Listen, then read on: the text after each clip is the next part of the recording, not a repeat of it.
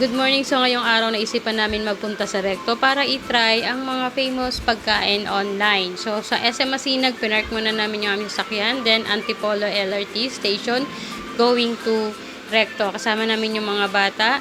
So nagdala kami ng payong, pamaypay, stroller, tubig, ekstrang damit at pamunas ng pawis.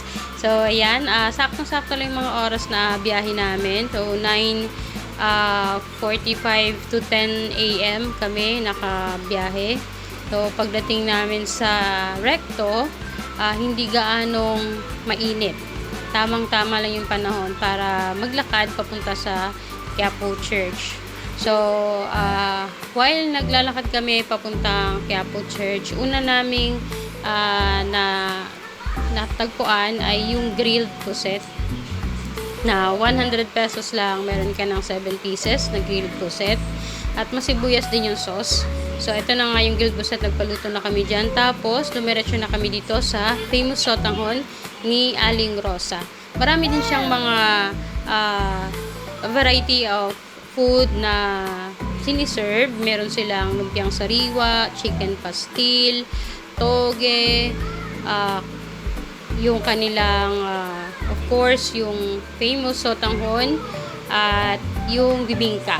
So in order namin is to yung overload for 80 to 85 pesos, nakalimutan ko na. Tapos chicken pastil, lumpiang toge at bibingka. So murang-mura, affordable. At pabalik namin sa Isitan, nadaanan namin or sa lubong namin yung buko sherbet.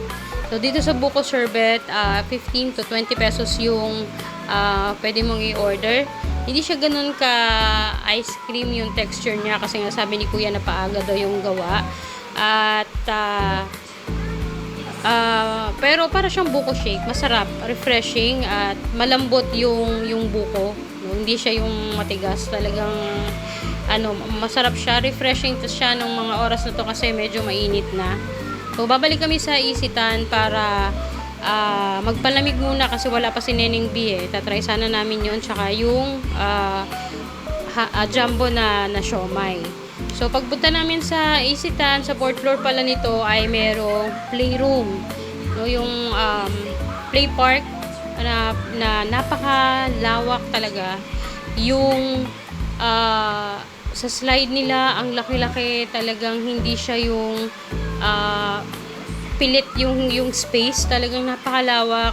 At yung open area na pwedeng magtakbuhan yung mga kids, mag-rides nung mga toy car dyan, napakaluwag. Tapos meron silang obstacle course area, merong pool na ng puro mga bola lang, at saka yung trampoline, napakalawak din ng area ng trampoline. At more on obstacle course. Tapos meron ding area na parang may yung play sand, pero yung sand ay mga beads, not na square. Tapos yung sa tabi nun is yung Lego area, may mga table, may chair na pwede magbutingting yung mga bata. So dito yung only access nila is for only 400 pesos. Only access na yon. At ang kinuha namin is yung 2 hours lang kasi malapit na rin naman kaming umuwi. Ang balaksan na namin, uuwi na kasi para iwas sa rush hour. Pero ayun nga, inabutan pa rin kami ng rush hour dahil sa pagstay ng mga bata dito. Ito, goods talaga tong play park na to ng Isitan. Dun sa mga parents na kailangan nilang isama yung mga anak nila at walang mapag-iwanan. Basta meron lang bantay, may medyas na rin, or kung wala man, meron namang ma-avail doon for 30 pesos. So, ang ganda-ganda nito, goods na goods talaga, para hindi naman yung mga bata ma-expose doon sa siksikan o sa dami ng tao or sa init. Ayan, so ito ang ganda talaga, safe yung lugar. Kahit yung obstacle course nila, kayang-kaya ng 3 years old ko, na-enjoy niya din doon at hindi siya nasaktan pag nahuhulog siya kasi talagang napaka-safe niya yung obstacle course niya. Tapos mas na-enjoy din nila yung slides kasi talagang napakalawak ng area. Sobrang enjoy na enjoy. That's after an hour, lumabas yung mascot nila para mag-perform. pwede ring makiperform yung mga bata. Yan. Pero yung aking 3 years old na si Gabi ay natakot sa mascot.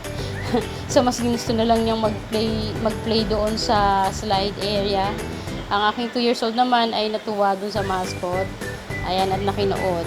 So ayan, ito yung area ng may mga Lego at mga kung ano-ano na pwede nilang buting-tingin. So nag-enjoy naman ang aking bunso na magbuting-ting dyan. Tapos after niyan dun sa tabi lang nito is yung mga beads na na parang sand na pinapaayan yan, pinapala-pala ng mga bata. So napakalawak din itong area to, ang luwag-luwag, ang laki-laki talaga niya.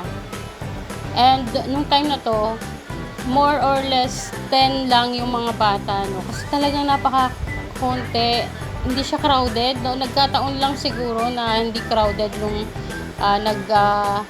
check-in yung mga bata dito sa play park na to. At kung sakali man na i-access nyo yung only access nila, or kung sakaling kunin nyo yung only access nila, hindi maiinip yung bantay kasi sa mismong area, within play park din, sa tapat lang ng cashier nila, nandoon yung mga table and chair na pwede kumain, yung magbabantay, or yung anak niyo pag nagutom na, meron din silang pa-coffee, pwede kang mag-order, at meron ding bilihan ng mga toys. Pwedeng mamili ng toys yung mga bata, napaka-affordable din ng price and quality yung mga laruan. Tapos meron din yung mga play machine, yung mga hinuhulugan ng coins para pwedeng maglaro. Tapos yung mga iba pang mga pwedeng laruin ng mga bata doon sa tapat lang din, sa labas lang din ng play park.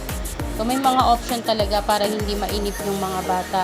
And napaka ganda nung area din talaga. At the best na option siya para sa mga mommies and daddies na kasama yung mga bata pag pupunta ng recto. So may option na pwede pag-iwanan para komportable sila, at the same time ay mag-e-enjoy. At again nga, tulad ng sinabi ko, hindi talaga tinipid. Naka-maximize talaga yung bawat area. At mag-e-enjoy for sure yung mga bata. At the same time, ay napaka-affordable din nung price nila. So, mas better talaga yung unlimited access kasi 400 pesos. Yung 2 hours ay 350 na din kasi siya for 2 hours lang. So, mas maganda kung only access. Ayan. So, at the same time, pwede na rin kayong mamili na hindi mahahassle yung mga bata. So, ayan, sobrang saya nila, sobrang tuwa nila dito. At pwede nyo rin gamitin pala yung mga yung mga IDs na pwedeng for discount. Yan, kung meron kayo, pwede nyo rin siyang gamitin. Ina-acknowledge nila yung mga discount na ganun.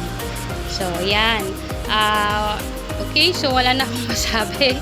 Enjoy the rest of the videos. Thank you so much kung nakarating ka sa part na to. Thank you so much for watching, and thank you so much for your support. I hope na marami pa akong videos na ma-post online in the future. Thank you so much. Have a great day and God bless.